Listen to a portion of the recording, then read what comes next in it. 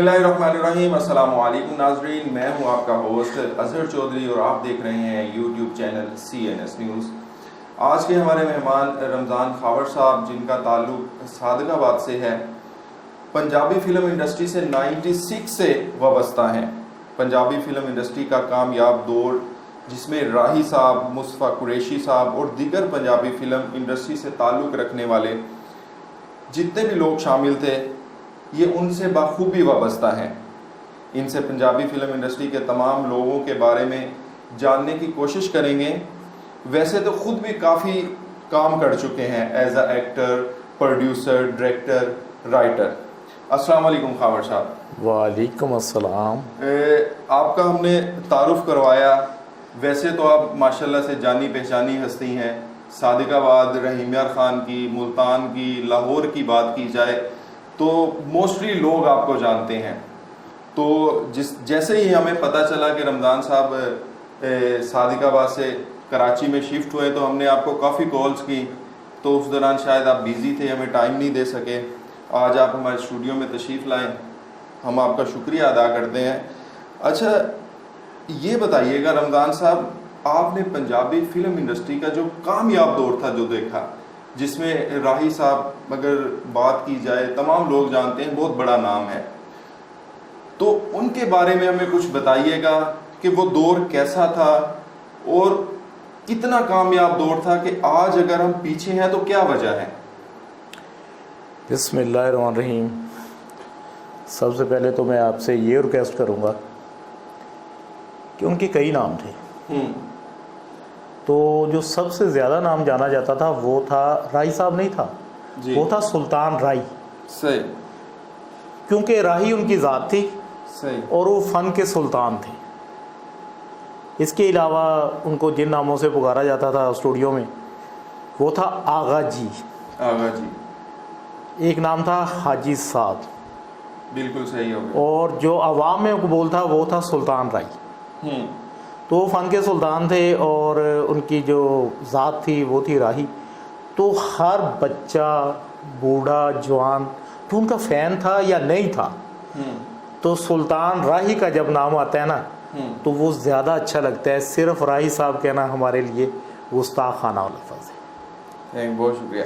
अच्छा रमज़ान साहब, 96 की अगर बात की जाए तो आज से तकरीबन ये कोई 25-30 साल बनते हैं। तो अगर आप पीछे जाते हैं तो इतनी टेक्नोलॉजी भी नहीं थी, जितने आजकल न्यूज़ चैनल्स हैं, सोशल मीडिया है, ये तमाम चीज़ें हमारे लिए एक हेल्प का काम करती हैं। जिस तरह हम एडवर्टाइजिंग के लिए एक तांगे का इंतखाब करते थे, उसके पीछे ढोलक रखा जाता था अपनी फ़िल्म की पब्लिसिटी के लिए, आज तो हमारे पास तमाम चीज़ें मौजूद हैं, फिर भी हम 96 से 2021 में भी हम पीछे क्यों हैं फ़िल्म इंडस्ट्री में? उसकी एक वजह तो ये है कि जैसे जैसे हमें सहूलतें मुहैया हुई, तो हम अपने काम के साथ लगाव की बजाय हमने वो काम की सुस्ती बरती। और हम सुस्त से, जैसे हमें ये अवेलेबल हुई सारी चीज़ें, तो हम सुस्त से सुस्त होते चले गए। सही। लेकिन जो पहले के लोग थे, भले वो एक्टर हो, भले वो डायरेक्टर हो, भले वो कोई भी शोबे से ताल्लुक़ रखने वाला किसी भी तकनीककार का काम हो, तो वो अपने काम को इस जुनून से, इस शौक़ से और इस मेहनत से करता था कि अगर उनके मुकद्दर में कामयाबी नहीं भी थी, तो अल्लाह ताला खुश होकर उनकी मेहनत देख के उनके मुकद्दर में कामयाबी लिख देता था कि इस बंदे ने मेहनत इतनी कर दी है, अब कामयाबी इसका मुकद्दर बन गया। अच्छा, क्या आज के जो आर्टिस्ट हैं वो मेहनत नहीं कर रहे? वो मेहनत करते हैं। मैं इस चीज़ से नहीं खाइफ कि वो मेहनत नहीं करते, लेकिन मेहनत करने का अपना अपना तरीका है। अब मैं आपको एक राही साहब का वाक़या बताता हूँ। सुल्तान राही जो साहब हैं, अलहाज भी थे, उन्होंने बहुत सी हज्जें की हैं, उन्हें हाजी साहब भी बोलते थे, सुल्तान राही भी बोलते थे। तो मैं आपको सुल्तान राही का एक वाक़या बताता हूँ कि वो कभी सेट पे देर से नहीं पहुँचे। अब मुझे ये बताओ कि आज का कौन एक्टर है जो प्रोड्यूसर को और डायरेक्टर को इंतज़ार नहीं करवाता। तो उनका कहना था कि अगर मेरी वजह से, क्योंकि आप सिर्फ फिल्म देखते हो कि सुल्तान राही आगे और मुस्तफ़ा कुरैशी आगे, लेकिन इनके पीछे जो टीम काम कर रही होती है ना, वो 1 2 4 बंदे नहीं होते, वो काफ़ी आदमी होते हैं, 10 12 15, तो वो टीम इनसे काम करवा रही होती है।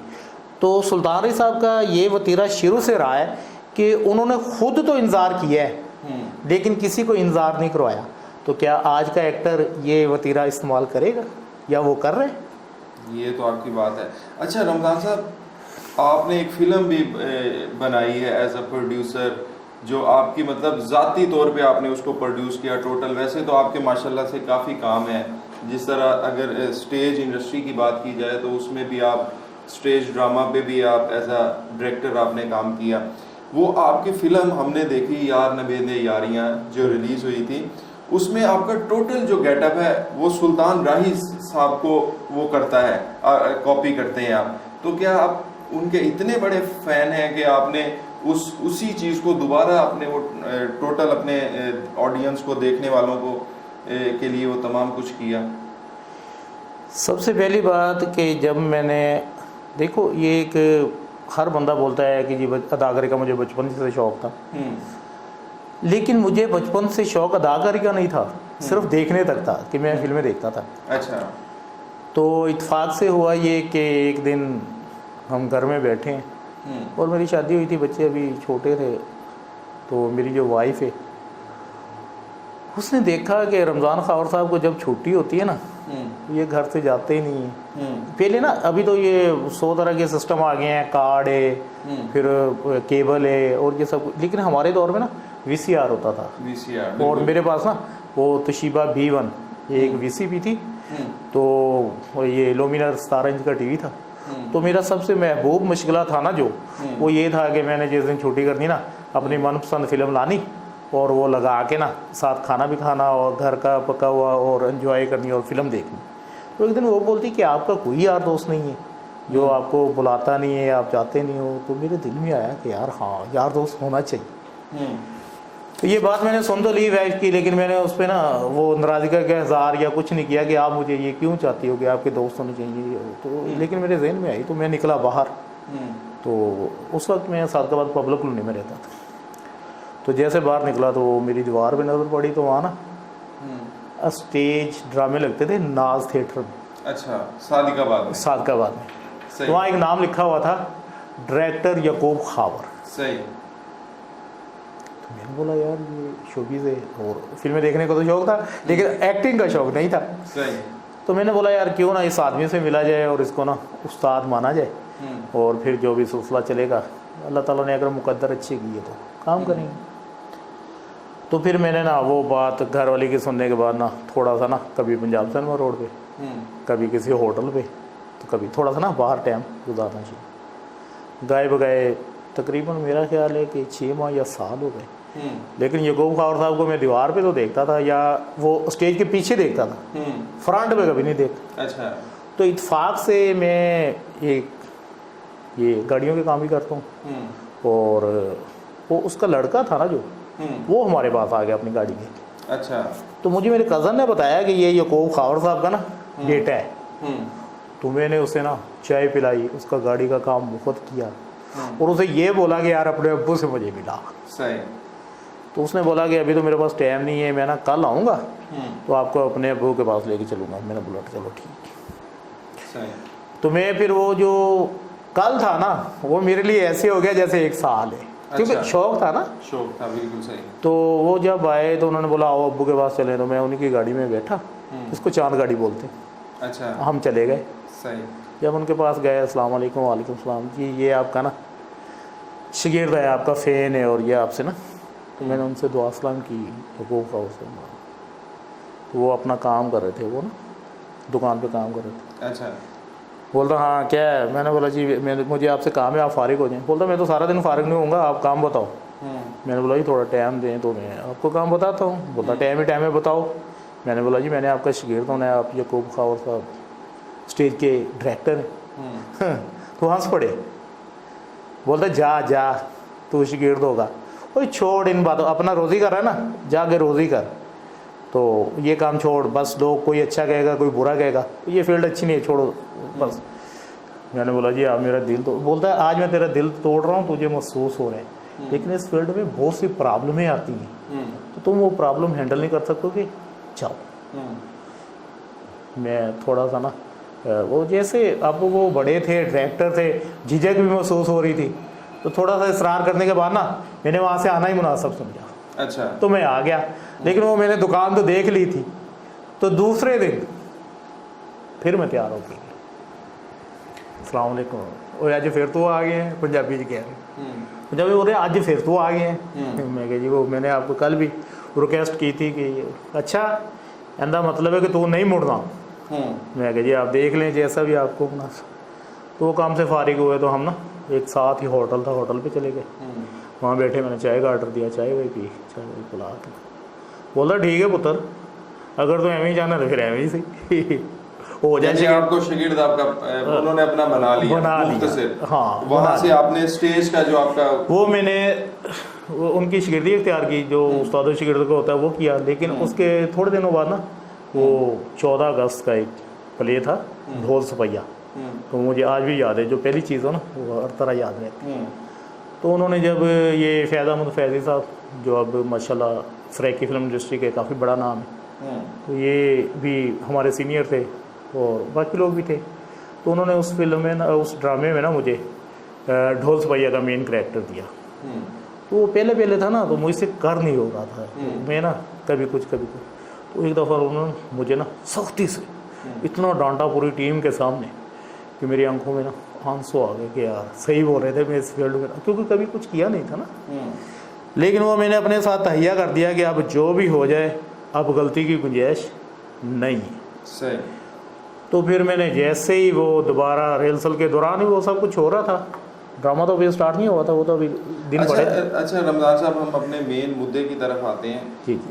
जिस वजह से आपने हमें 2 महीने इंतज़ार करवाया, ठीक है। आज हम राही साहब के मुतालिक, पंजाबी फिल्म इंडस्ट्री के मुतालिक, जो वहाँ पे जितने भी हीरोइंस थी, जितने हीरो थे, उनके मुतालिक, जो विलन थे उनके मुतालिक हम आज आपसे जानेंगे, क्योंकि आज भी बहुत सारे हमारे देखने वाले हैं जो इन चीज़ों को सुनना चाहते हैं। अच्छा, कहा यह जाता है, अक्सर लोग कहते हैं कि राही साहब बहुत सखी थे, क्या वाकई ये ऐसा ही था? सुल्तान रही साहब की सखावत और रहम दिली का पता उस वक्त चला वो जब इस दुनिया फानी से रुखसत हो गई। सही। क्योंकि जिन लोगों के साथ वो बसता थे वो तो लोग रोए कि यार आज ना हमारा जो हमदर्द था वो बिछड़ गया, लेकिन कुछ गुमनाम औरतें भी रोई। अच्छा। जिनके लिए उन्होंने हर माह वजीफ़ा मुकर्रर किया हुआ था और वो किसी को पता नहीं था, वो हर माह जैसे आदमी किसी को तनख्वाह देते हैं ना, वो तनख्वाह के तौर पे उनके बच्चों की और उनकी हिफाजत किया करते थे। अच्छा। यहाँ तक कि जो उनसे वाबस्ता लोग थे, अगर प्रोड्यूसर ने शूट रखी है, उनकी फ़ाइट है ना, तो आपने प्रोड्यूसर और डायरेक्टर से पूछा है कि यार वो आज फ़ाइट है, हाँ फ़ाइट है, तो कितने फाइटरों का इंतज़ाम किया है? उन्होंने बोला जी 10 या 12 या 15 जो भी बोला है। तो उन्होंने बोला यार 10 फाइटर और ले लो, आपका काम अच्छा हो जाएगा। सही। और मैं उनकी पेमेंट अपनी पेमेंट से कर दूंगा ताकि उनका घर का चूल्हा जल जाए। तो अब इससे बड़ी सखावत और इससे बड़ी रहमदिली और क्या हो? अच्छा 96 और 2021 में, जो 96 में फिल्में बनती थी या उससे पीछे जिस तरह राही साहब, और जो आज 2021 में बन रही हैं या नहीं बन रही, तो क्या फ़र्क है? वो उस मेयार के आर्टिस्ट नहीं है, चक्कर क्या? हालांकि अगर टेक्नोलॉजी की बात की जाए तो बेहतर है। उसमें ये हुआ कि जो दौर था ना सुल्तान रही साहब का, मुस्तफ़ा कुरैशी साहब का, इकबाल हसन साहब का, तो ये दौर ऐसा दौर था कि अभी ये केबल, ये डिश या बाकी हमारे जो अब ये चीज़ें आ रही हैं ना, ये नहीं थी। अच्छा। तो फिल्म इंडस्ट्री मुकम्मल तौर पे अगर एक साल में 100 फिल्में बनती थी ना, तो सब की डबिया पे लिखा होता था सुल्तान रही अंजुमन, सुल्तान रही साइमा, सुल्तान रही आसिया, सुल्तान रही वो मुमताज़।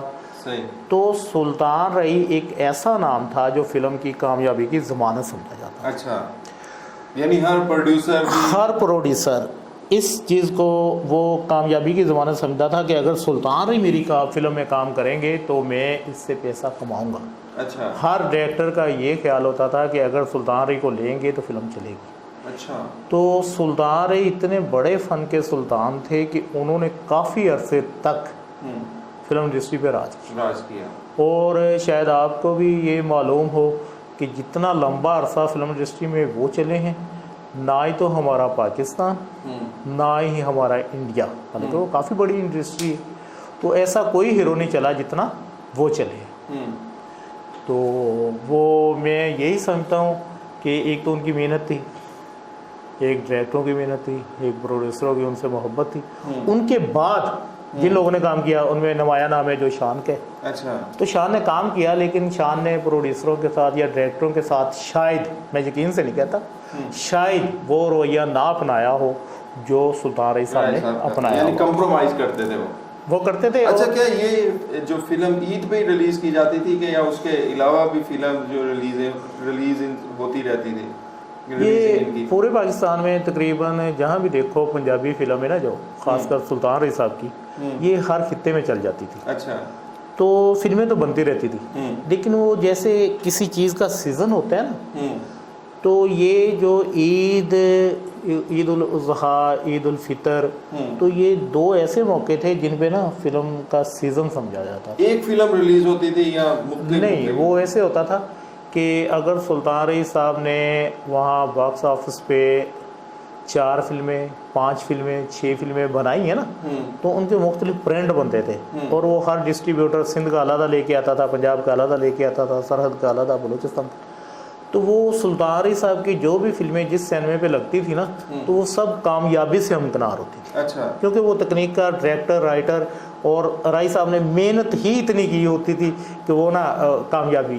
अच्छा क्या ऐसा भी था कि हम अक्सर कहते रहते हैं कि सुल्तान राही की फिल्में, उनके दौर में फिल्में आती थी, क्या सुल्तान राही साहब के अलावा भी कोई उनके टक्कर का हीरो था, जिस तरह कोई उनका कंपटीटर था, जिस तरह उनकी फिल्म रिलीज हो रही है तो ईद पे फला हीरो है, उसकी भी फिल्म उनके साथ रिलीज हो रही है, ऐसा भी होता था? हाँ, ऐसा हुआ कि इनके साथ जो हीरो आए, जब ये फिल्म इंडस्ट्री में राज कर रहे थे, वो लोग भी फिल्में बना रहे थे, उनमें यूसुफ खान थे, इकबाल हसन था, लेकिन यूसुफ खान ने बतौर हीरो काफ़ी काम किया और मुस्तफ़ा कुरैशी साहब तो उनके विलन थे और जो इकबाल हसन साहब थे ये पहले इनके साथ काम करते रहे, लेकिन फिर उन्हें ना वो मरकज़ी किरदारों में लेना ना प्रोड्यूसरों ने, डायरेक्टरों ने शुरू कर दिया। सही।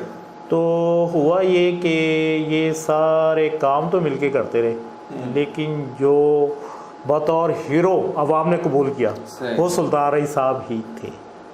अच्छा, मुस्तफ़ा कुरैशी साहब जो ये एज अ विलन इनके साथ या साइड हीरो आते रहे हैं? वही विलन और साइड हीरो एक ही बात होती है। अच्छा। और वो तकरीबन मुस्तफ़ा कुरैशी ने अपनी बतौर हीरो फिल्म अगर बनाई होगी तो मेरा ख्याल है कि गिनती की 2-4 फिल्में होंगी, लेकिन वो साइड हीरो इनके साथ बहुत आए। अच्छा, साइड हीरो इनके साथ फिल्म इंडस्ट्री में आते रहे। हाँ। अच्छा, ये सुल्तान राही साहब की एंट्री किस तरह फिल्म इंडस्ट्री में हुई? कोई ऐसा इनको शौक था या कोई और रीज़न था या अचानक से इनको काम मिल गया? ये ऐसे हुआ कि ये आपने रावलपिंडी सुना होगा। सही। रावलपिंडी के रहने वाले थे और जैसे लोग गांव के रहायशी होते हैं या वहाँ सुना है कि मजदूर थे, मजदूरी करते थे। तो मजदूरी करते थे और इनको अल्लाह बेहतर जानता है शौक़ था या इनकी मजबूरी थी। तो ये सुल्तान रही साहब वहाँ से ना पिंडी से लाहौर आ गए और जैसे लाहौर आए हैं तो इन्होंने ना ये स्टूडियो में कदम रखा। तो उसमें अल्लाह बेहतर जानता है कि कहाँ से स्टार्ट किया, लेकिन इनको ना छोटे छोटे करैक्टर हैं ना जो उस वक्त ये सावन और ये इजाज़ दौरानी और ये दूसरे लोग ना काम कर रहे थे फिल्म इंडस्ट्री में। इकबाल हसन भी हीरो आता था, हबीब भी हीरो आता था। अच्छा। सावन भी हीरो आता था और ये फिल्में पहले बना रहे थे। तो जब राय साहब आए तो इनको छोटे छोटे एक्स्ट्रा रोल मिलने शुरू हो गए, जैसे किसी का मुजारा बन गया, किसी का वो बदमाश के तौर पे गुंडा, ये जैसे छोटे छोटे रोल होते तो वो मिलना शुरू हो गए। तो ये दिल जमी से ना करते रहे। तो एक दिन ऐसा आया कि सावन फिल्म की कामयाबी की ज़मानत समझा जाता था। अच्छा।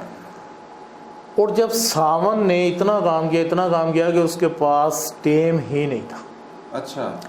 तो एक राइटर ने फिल्म लिखी, उसका नाम था बशीरा। बशीरा फिल्म उसने लिखी तो वो किसी प्रोड्यूसर ने ख़रीद ली और उसके लिए डायरेक्टर जो मंतखब किया वो किया असलम डार साहब को।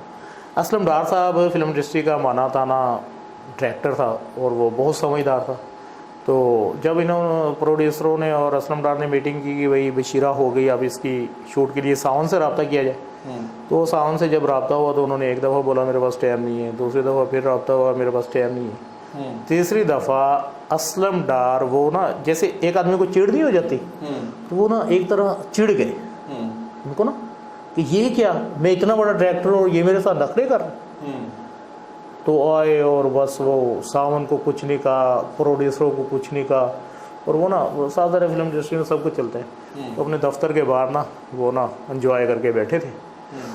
तो वहाँ से ना सुल्तान रही साहब का गुजर हुआ, तो आपकी जैसे ही असलम डार की नज़र पड़ी ना उन पर सुल्तान रही की, तो आपको आवाज़ दी।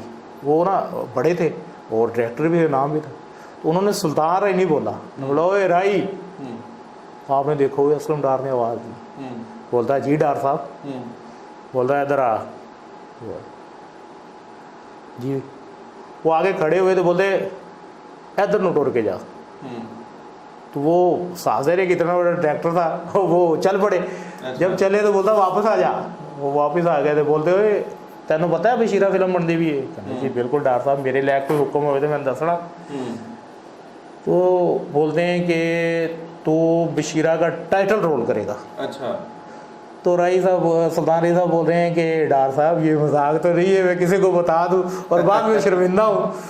बोलता नहीं, तो ऐसे कर गले में ढोल डाल और वो पीट और सबको बता दे, पूरे जग को बता दे कि अगर बशीरा बनेगी तो सुल्तान रही साहब टाइटल हीरो होंगे, अगर नहीं तो फिर असलम डार नहीं बनाएगा। सही। तो जैसे प्रोड्यूसरों के साथ उनका वो दोबारा मीटिंग हुई, बात हुई, तो उन्होंने बोला जी सुल्तान रही साहब को मैं, सुल्तान रही साहब तो नहीं बोला ना, बोला मैं राई को ना वो हीरो ले रहा हूँ। तो प्रोड्यूसर हक्के बक्के सावन का धोती बोल रहे हैं, वो फिल्म इंडस्ट्री पर राज कर रहे हैं, तो ये एक नया बंदे को, एक्स्ट्रा बंदे को हीरो ले रहे हैं। उन्होंने बोला जी, उन्होंने बोला मैं डायरेक्टर हाँ, तुम डायरेक्टर हो, मैं तो कहता है कि ये फिल्म चलेगी। अच्छा। तो वो असलम डार धड़ल्ले वाला आदमी था, तो प्रोड्यूसर भी ना कहते हुए भी हाँ कर दी। तो जब इनका एडिशन हुआ है ना सुल्तान रही साहब का, बशीरा के गेटअप में ये डाकू में आए और इन्होंने मुकालमे में बोले हैं, तो आप यकीन करो कि असलम डार उठ के नाच पड़ा। अच्छा। कि अब पता चलेगा मैं सावन को घर कैसे बैठाता हूँ। तो ऐसे ही हुआ जब इसकी फिल्म बशीरा रिलीज हुई है ना, तो पहले सुल्तान रही साहब जो ये कैमरे के मुताज थे कि यार कदी तक कैमरा मेरे थे वे घूमे, तो फिर ये हुआ कि सुल्तान रही साहब जिधर घूम जाते थे कैमरा उनका मोहताज था। बिल्कुल सही हो गया। अच्छा, राही साहब का बेटा भी है माशाल्लाह से, तो वो फिल्म इंडस्ट्री में कामयाब क्यों नहीं हुआ? उसकी क्या रीज़न हो सकती है आपके ख्याल से? वो जिन दिनों में फिल्में आए हैं, एक दो फिल्मों उनकी बनी है, मेरे ख्याल एक मेम साहब थी और एक और फिल्म थी, लेकिन वो ना ही तो उन्होंने उर्दू फिल्मों में नुमाया कारकर्दगी दिखाई और ना पंजाबी में। और वो जो सुल्तान राई को अल्लाह ताला ने इज़्ज़त दी थी ना, वो उनको नहीं मिली। और डायरेक्टर और प्रोड्यूसर आप देखें, ये एक ना जर्नल सी बात है कि जैसे अकमल का बेटा आया शहबाज अकमल, तो वो कामयाब नहीं हुआ। वहीद मुराद का बेटा आया आदिल मुराद, वो कामयाब नहीं हुआ। राई साहब का बेटा आया हैदर सुल्तान, वो कामयाब नहीं हुआ। तो ये जो बड़े कर गए ना, ये इनसे नहीं हुआ। अच्छा, इसलिए ये अच्छा, आज अगर हमारा हमसाया मुल्क है, वहाँ की अगर बात की जाए तो अगर जितने भी आर्टिस्ट हैं उनके आगे बच्चे जो वही आ रहे हैं, वो जिस तरह कहते हैं ना कि एक बादशाहत होती है, उसके बाद उसका बेटा करेगा, फिर उसका बेटा करेगा, उनकी एक लड़ी चलती आ रही है। तो ये ना उसके बाद फिल्म इंडस्ट्री में तो वो किसी को कदम नहीं रखने देते। अगर गलती से किसी का बच्चा अपने टैलेंट के जोर पे आ भी जाता है तो उसको उतना कामयाब नहीं होने देते जितना उसको होना चाहिए। तो ये क्या रीज़न है? ये रीज़न ये है कि यहाँ वहाँ हमारे हमसाया मालूम के एक तो आवाम बहुत ज़्यादा है, दूसरा दो चार ख़ानदान ऐसे हैं जो फिल्म इंडस्ट्री से वाबस्ता हैं। उन्हीं के लड़के, उन्होंने अपनी उसको मलकियत समझ रखी। मलकियत उन्हीं के लड़के, उन्हीं की लड़कियां। अब आप देख लो कपूर खानदान, ये कौन है? ये शाहिद कपूर है। ये कौन है? ये अनिल कपूर है। ये रणधीर कपूर है। ये करीना कपूर है। ये करिश्मा कपूर है। तो आप मुझे बताओ, कपूर खानदान से फिल्म इंडस्ट्री निकली है जो कोई और आके राज करेगा?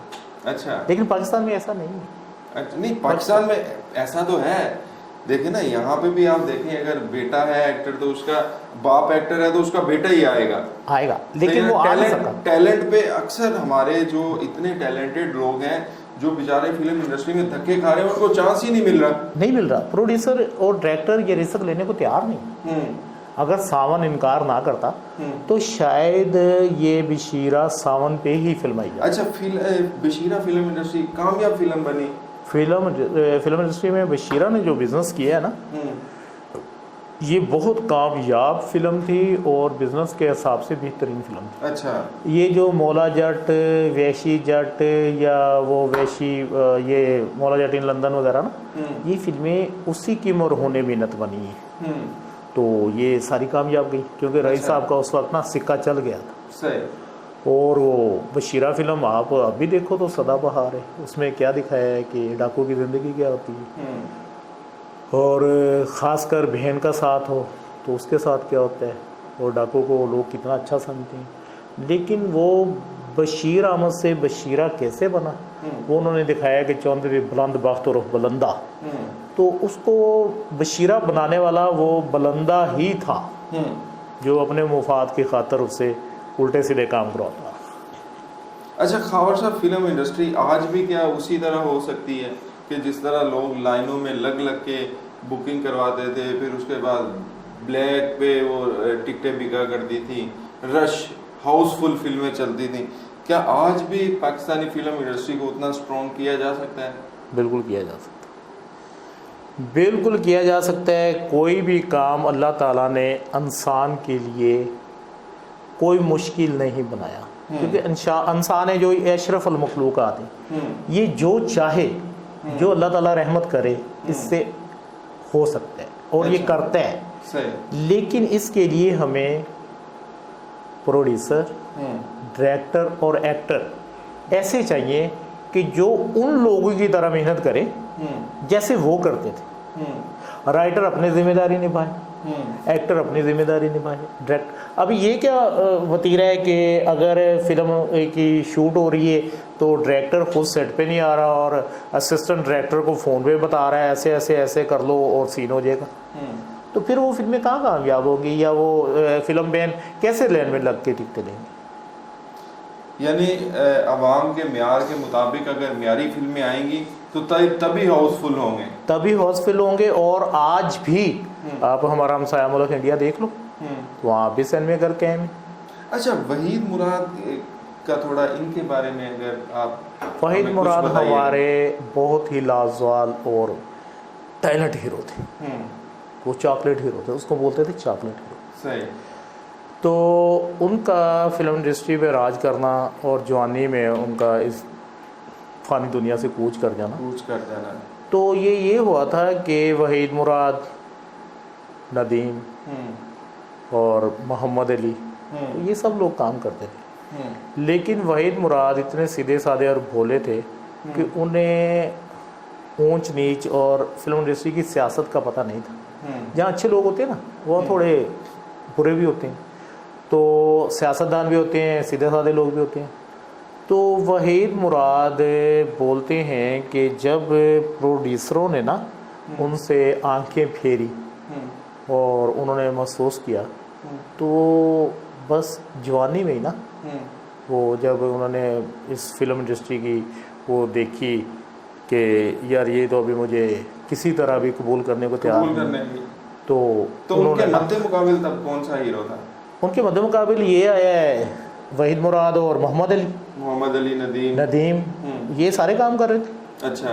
तो वो माशाल्लाह वहीद मुराद अपना चॉकलेट हीरो था, उनका अपना म्यार था, नदीम का अपना था, लेकिन जो सबसे ज़्यादा जिसने काम किया है वो है नदीम। अच्छा, सुल्तान अली साहब के जो बेटे हैं, उनके साहबजादे, उनके बारे में ये कहा जाता है कि ये अपनी जो इनकी नाकामी है वो अक्सर उनकी जो बेहुदा हरकत हैं, जो वो मतलब ऐसे मतलब गलत किस्म के जो सॉन्ग्स वगैरह शूट करते हैं, जिनको माजरत के साथ जिनको मुजरा टाइप कहा जाता है, तो उनकी वजह से वो कामयाब नहीं हो सके, ये क्या ये हकीकत है? भले सुल्तान रही साहब का बेटा हो, भले किसी और हीरो का बेटा हो, मैं आपको एक बात बावर करा दूं कि ये जो सॉन्ग है ना या कोई भी चीज़ है, वो एक्टर खुद से नहीं कर रहा होता है, उसको करवाने के लिए डायरेक्टर और राइटर की मर्जी होती है। नहीं देखिए, एक आर्टिस्ट अगर करना नहीं चाह रहा तो ज़्यादा ही वो आप उसको कह रहे हैं ज़्यादा ही वर्गल अगर सॉन्ग है, तो अगर आर्टिस्ट नहीं करना चाह रहा, अब सुल्तान राय साहब के आप देख लें, फैमिली में बैठ के आप देख सकते हो, तो इनका ऐसा क्यों नहीं? आपने मलका तरन्नुम नूरजहां को बहुत अच्छी तरह सुना होगा। उन्होंने फिल्म इंडस्ट्री में गुलकारी में इस पे राज किए, और पहले दिन से लेके आखिरी दिन तक कि दम दा भरोसा यार दम आवे ना आवे, उनका पंजाबी सॉन्ग आखिरी था। और उन्होंने जो गुलकारी की इब्तिदा की थी वो भी पहला पंजाबी सॉन्ग था। तो उन सॉन्गों में आप मुझे कोई भी ऐसा सॉन्ग एक बता दें जो उन्होंने वल्गर किया हो। नहीं किया। आप बताओ, ये नहीं। उसकी वजह ये थी कि जो चीज़ उनको समझ नहीं आती थी ना, वो नहीं करते थे, वो इनकार कर देती थी। अगर इनको कोई चीज़ समझ नहीं आ रही, राइटर, डायरेक्टर और जो फिल्म के नामवर जो एक्टर मतलब हीरो, विलन, ये जब फिल्म शुरू होती है ना, तो ये कागजी तैयारियां होती हैं, तो इन सब को बता दिया जाता है कि आपका ये करैक्टर है, आपका ये करैक्टर है, आपका ये। यूसुफ खान को और लाला सदीर को आपने किसी भी फिल्म में नाचते हुए नहीं देखा होगा। सही। उसकी एक वजह है कि जहाँ ये बात आई है ना कि आपने इस फिल्म में ये टाइटल रोल है, आपने करना है, लेकिन यहाँ नाचना है, उन्होंने बोला मैं फिल्म नहीं करूँगा। तो ये भी कर सकते हैं अगर करें तो इसमें क्या रीजन है? क्या पैसा ज्यादा मिलता है? कहीं नहीं, पैसा ज़्यादा नहीं मिलता। वो ऐसा होता है कि कई दफ़ा ना एक्टर इस लालच में आ जाता है कि यार ये भी कर लूँ, वो भी कर लूँ, मेरे नाम पे ना वो ज़्यादा मूवियाँ बन जाएं कि उसकी इतनी है, उसकी इतनी है, उसकी इतनी, बजाय ज़्यादा बनाने के आप शोहरत हासिल करने के लिए ना वो सब कुछ कर गुजरते हैं, लेकिन वो होता नहीं जो वो चाहते। ऐसा नहीं है कि म्यारी फिल्म साल में आप एक दे दो, वो बेहतर है, आपका नाम 10 करने से बेहतर है म्यारी एक दे दो, एक दे दो, वो एक दे दो, सही है। और सुल्तान, अच्छा सुल्तान राही साहब जो हैं ये फिल्म इंडस्ट्री के कामयाब हीरो रहे, मतलब इतनी मतलब उनकी माशाल्लाह से एजेड हो गए तब भी वो एज अ हीरो ही आते रहे। तो इनके साथ कौन कौन सी हीरोइन है जो इनके साथ हीरोइन आई है? हाँ, वो जो हीरोइन उनके साथ जो बाद में भी आती रही है, बेशुमार उनके साथ हीरो आई, लेकिन मुझे याद नहीं पड़ता कि वो कम उम्र हो या एजेड हो। तकरीबन जितनी भी फिल्म इंडस्ट्री में हीरोइन लड़कियां आई तो सब ने उनके साथ काम किया, और वो प्रोड्यूसरों ने और डायरेक्टरों ने करवाया है। क्योंकि टाइटल पे अगर है सुल्तान राही साहब, तो अगर उसके साथ कोई सॉन्ग है या हीरोइन आ रही है, तो अगर नादरा आ रही है तो उनको ये नहीं है सुल्तान राही साहब को कि मेरे साथ क्या है, वो तो डायरेक्टर ने और प्रोड्यूसर ने उसको साइन किया ना। तो वो सुल्तान राही अपने फन में सुल्तान है, वो काम कर रहे हैं, और आगे उसके जो भी है उन्हें नहीं पता। लेकिन मज़ेदारी की बात ये है कि जितनी भी हीरोइन आई, आप कम से कम उम्र ले लो, ज़्यादा से ज़्यादा उम्र ले लो, अब्बासिया जैसी और ये मुमताज़ जैसी, और ये सारी हीरोइनें इनके साथ आती रही।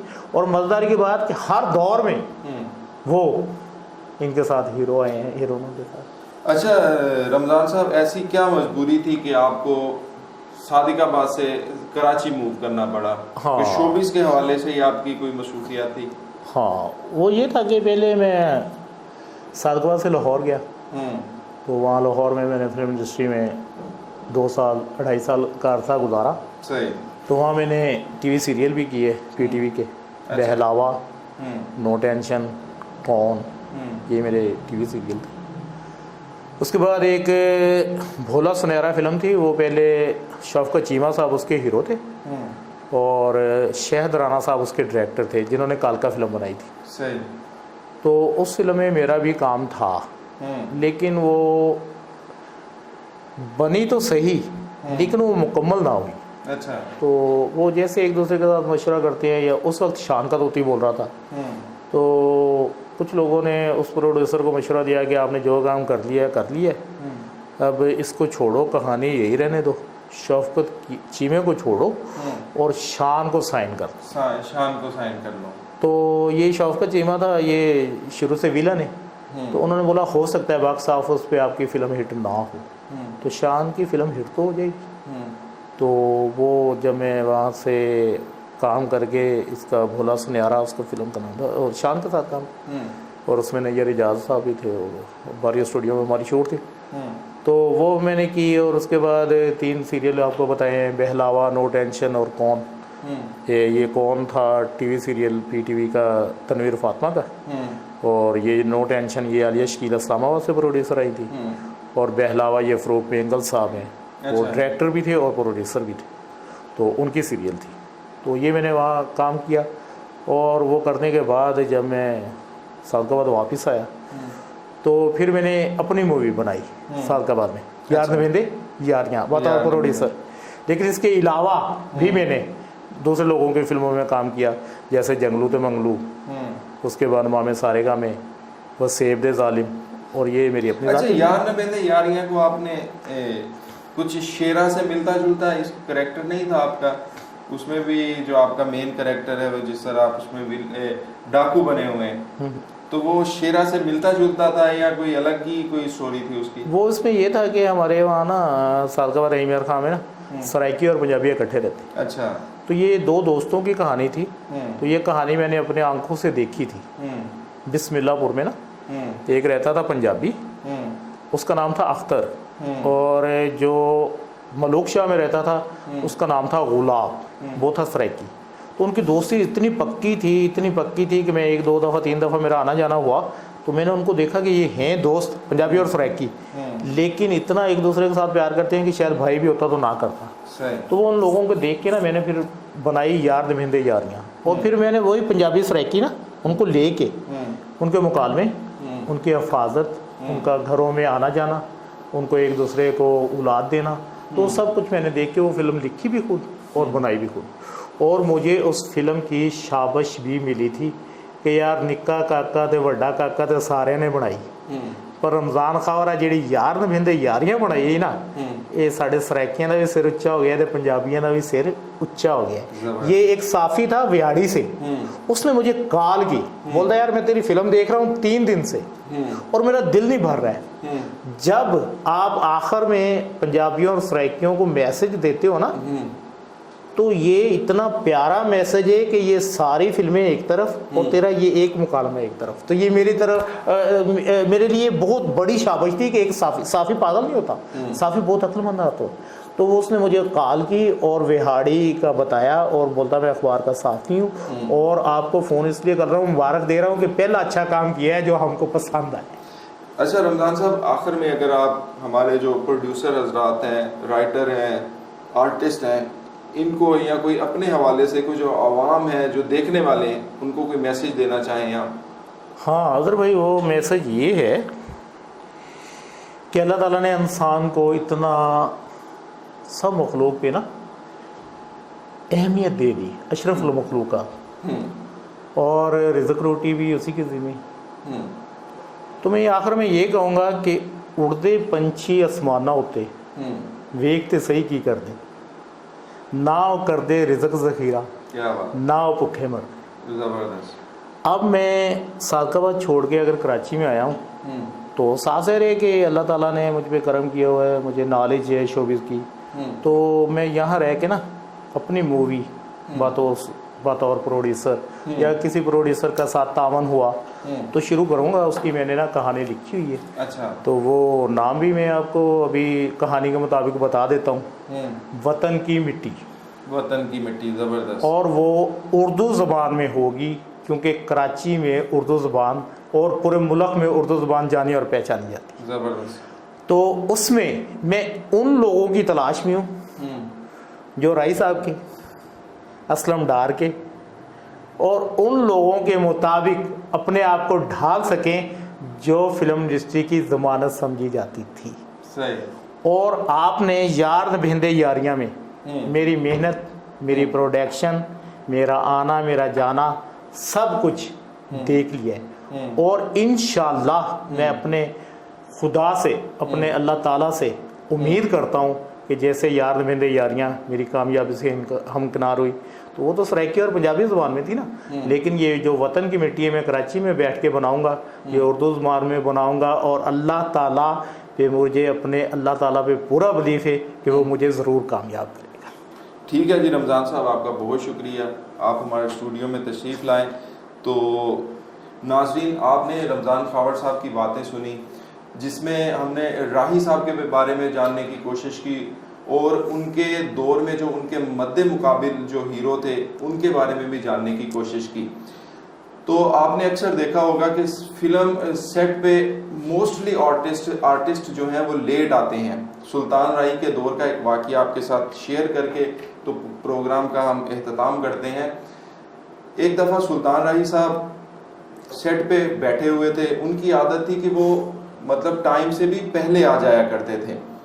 तो बाकी जो उनके साथ आर्टिस्ट थे वो लेट आए तो वो उनको समझाया करते थे कि वक्त की पाबंदी करें, आज आप लेट आ रहे हैं, आप देखिएगा कल को अगर मैं मर गया तो मेरी एक बात याद रखिएगा कि ये जो स्टूडियोज हैं इनको ताले लग जाएंगे।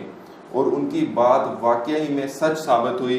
आज टोटली स्टूडियो जो हैं वो बंद पड़े हैं, वीरान पड़े हैं, उनको कोई आबाद करने वाला नहीं।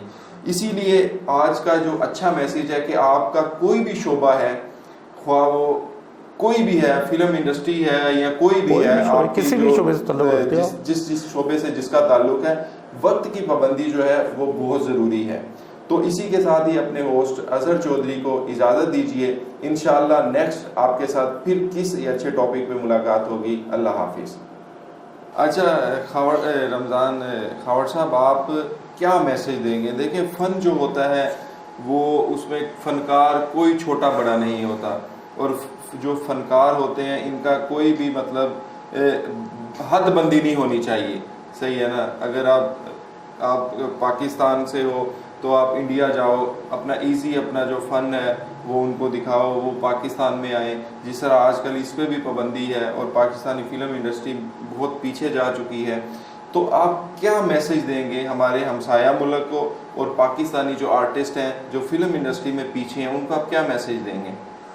उनको मैं ये मैसेज दूंगा कि अगर आप पे हुकूमत कोई भी पाबंदी लागू करती है तो वो तो आपको माननी चाहिए ना। हुकूमत भी कुछ मजबूरियाँ हैं, लेकिन ये नहीं है कि आप पाकिस्तान में रह के ज़रूरी बहारत पे ही जाके अपनी कारकर्दगी दिखा सकते हो। अपनी कारकर्दगी दिखानी है तो पाकिस्तान फिल्म इंडस्ट्री भी बहुत बड़ी है। बिल्कुल सही। कराची में उर्दू फिल्म का तोती बोलता रहा है, और ऐसी फिल्में बनी कराची वालों ने दी कि 5-5 साल उर्दू फिल्म आईना एक सिनेमा में चली। अच्छा। और इन्होंने जो लाहौर वालों ने फिल्में दी हैं वो भी ऐसी फिल्में थी, सोशल फिल्में भी थी, बदमाशों की फिल्में भी थी, हर तरह की कहानियाँ थी। तो उन्होंने भी लोगों ने अपना नाम कमाया, जो लोग तकनीकार थे या जो राइटर थे, डायरेक्टर थे या सुल्तान साहब थे।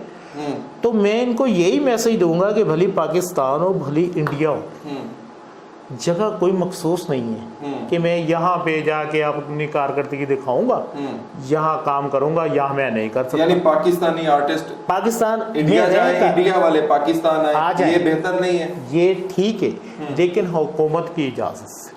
हाँ, मतलब लीगली गवर्नमेंट की तरफ से परमिशन मिलती है। देखिए, हमारी तरफ से तो ऐसा कोई भी नहीं है। अगर हमारे दोस्त जो इंडिया से हमें इस वक्त देख रहे हैं, पाकिस्तान की ना गवर्नमेंट से है ना पाकिस्तान के जो आर्टिस्ट हैं उनकी तरफ से ऐसा कोई बयान सामने नहीं आया कि ये वहाँ जाना नहीं चाहते हैं। गवर्नमेंट तो चाहती है कि कंप्रोमाइज हमारे साथ करें। ठीक है ना? हाँ। तो ये तो उनकी तरफ से था। बहरहाल ये एक अलग सा मामला है, हमारा ये टॉपिक नहीं है। तो रमज़ान खावर साहब, आपका बहुत शुक्रिया, आपने अपने कीमती टाइम में से हमें टाइम दिया और वो मालूमात हमें दी जो हमें भी शायद नहीं पता थी, और हमारे कुछ दोस्त ऐसे भी हैं जो वाक़या में ये जो सुल्तान राही साहब हैं इनके बारे में जानना चाहते थे, उनकी सखावत के बारे में, और उनकी सेट पे जो आते थे उनकी जो पाबंदी होती थी कि टाइम पे आना, और हर प्रोड्यूसर लिख देता था कि सुल्तान राही साहब को कास्ट किया, कभी उन्होंने पूछा नहीं था, उनको यकीन होता था कि सुल्तान राही साहब इनकार नहीं करेंगे। ये थी उनकी स्टोरी और आज भी लोग उनको याद करते हैं। तो आपका बहुत शुक्रिया, आप हमारे प्रोग्राम में तशरीफ़ लाएँ। तो नाज़रीन, आपने सुना सुल्तान राही साहब के बारे में। Pakistani film industry, Punjabi film industry ख़ास तौर पे इतनी कामयाब हुई और काफ़ी फ़िल्में, इतना बिज़नेस किया उन्होंने पाकिस्तान में भी और दूसरे कंट्रीज़ में भी।